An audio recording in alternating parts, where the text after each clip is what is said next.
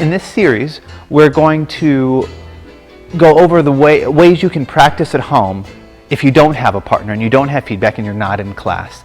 And you'll notice with this chapter and also other chapters, but especially this chapter, that we'll be using different accoutrements, right? So here we have a ballet bar, and we know you all have one at home, but if you don't, then think of this as a dresser or a wall.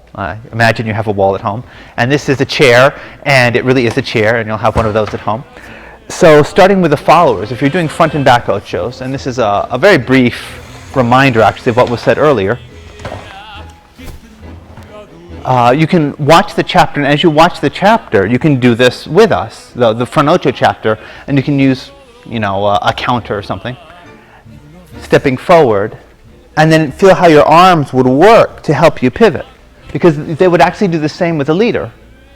As I go over, I want you to experience how if my leg is open, it's harder to pivot, and if the leg is tighter, it's easier to pivot.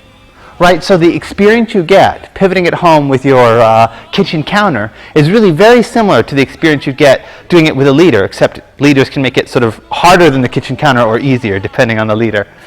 For the leaders, as you do this, front ocho technique is actually quite hard because it's counterintuitive. And so the first thing I want to make the point is that when you lead the follower to ocho, that this pivot does not come from your hips. Your hips are stabilizing, and then through your abs it happens. So if I do this, my upper body moves, but my hips do not. So what you're going to do is you're going to get a chair, and you're going to put it on something that can slide, just behind you like this. And then if when you ocho her, you do this, and then you come back, and there's space there, that means you moved your hips. How'd that happen? So you move the chair there, and you rotate through your abs. It's not about my arms, right? It's about rotating through my abs to pivot my chest. But I look back and the chair is still touching me. This is good. That's number one. Number two, when you're pivoting the lady, there's this instinct to do this or that. And so I want you to think that if beautiful follower right here in front of you, it's a good life, left arm a little open so that there's space. So you're going around the circle of the follower. So what guys usually do, let's pretend, once again, your ballet bar that you keep at home handy for instances just like this, that if my follower's here and I'm pulling back with my arm to pivot her, I want to do this with my left arm.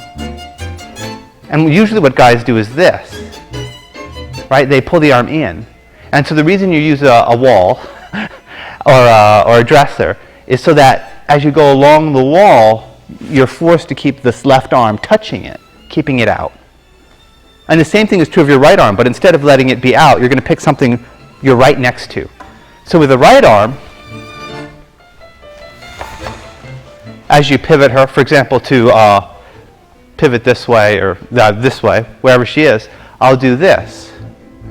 So you see my right arm stays close to her body in this line, and my left arm stays open. So ideally, you can, for example, set up a chair slightly taller than this, alongside a wall, and stand a couple feet away from the wall so your arm stays open, but right next to this line of chairs. And then you can do this, saying to her to pivot. So you can learn that coordination. And then you have the touch as feedback. Because what will happen, and this will happen to you unless you're like gifted, far more than I was, you'll do this. Chair behind you, you do this, and the chair will move, and you'll do this, and you'll lose contact with the wall. So try that. Wall, left arm open, right arm alongside her body, or in this case, very close to your body in a line, hips even.